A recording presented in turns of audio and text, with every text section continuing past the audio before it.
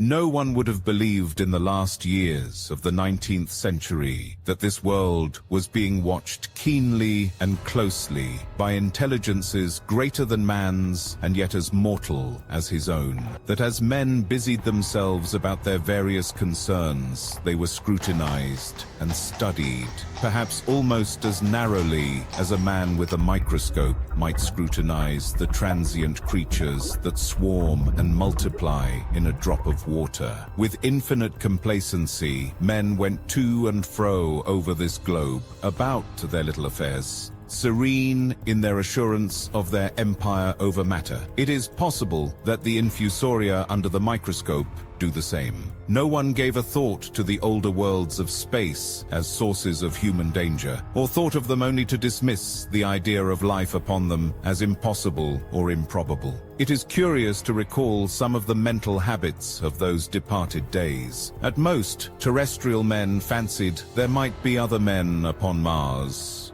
perhaps inferior to themselves and ready to welcome a missionary enterprise. Yet across the gulf of space, minds that are to our minds as ours are to those of the beasts that perish, intellects vast and cool and unsympathetic, regarded this earth with envious eyes and slowly and surely drew their plans against us.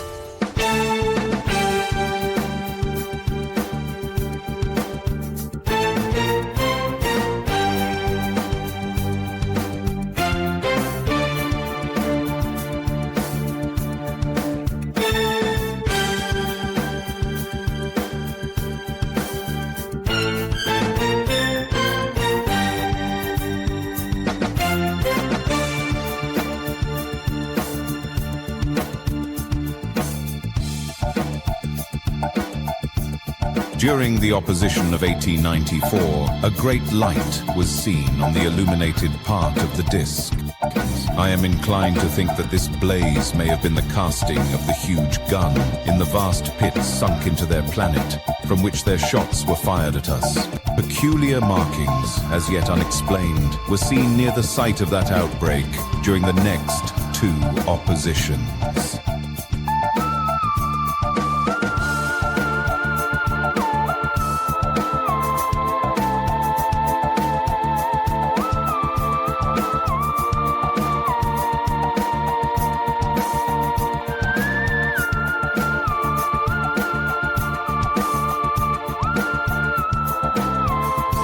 As Mars approached opposition, Lavelle of Java set the wires of the astronomical exchange palpitating. The storm burst upon us 6 years ago now, with the amazing intelligence of a huge outbreak of incandescent gas upon the planet.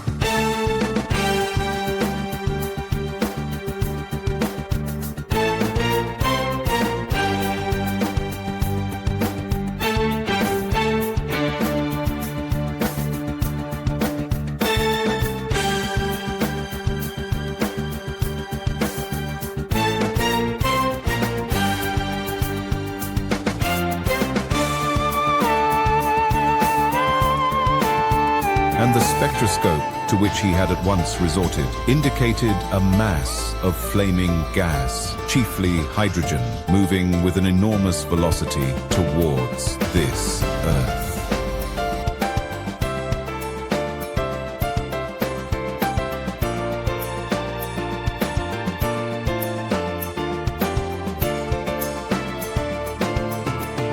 They told us we'd make it, no threat to survive.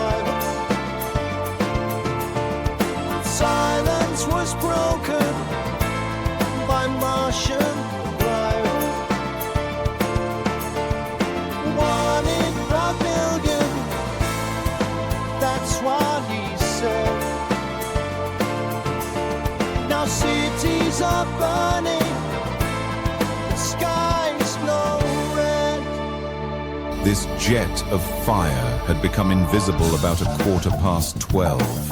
He compared it to a colossal puff of flame suddenly and violently squirted out of the planet. As flaming gases rushed out of a gun, the world went in ignorance of one of the gravest dangers that ever threatened the human race.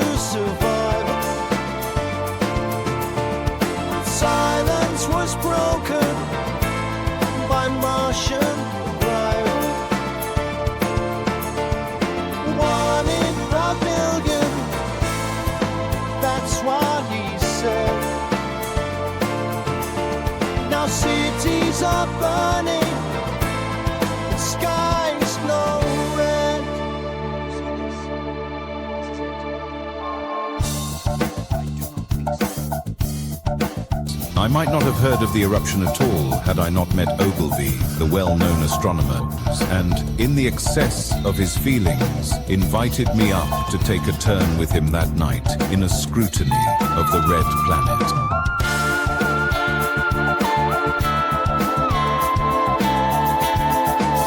That night, too, there was another jetting out of gas from the distant planet. I saw it, a reddish flash at the edge, but Ogilvy exclaimed at the streamer of gas that came out towards us. He was full of speculation that night about the condition of Mars, and scoffed at the vulgar idea of its having inhabitants who were signaling us. And the world went in ignorance of one of the gravest dangers that ever threatened the human race. They told us we'd make it, no threat to survival. But silence was broken by Martian arrival. 1 in a million, that's what he said.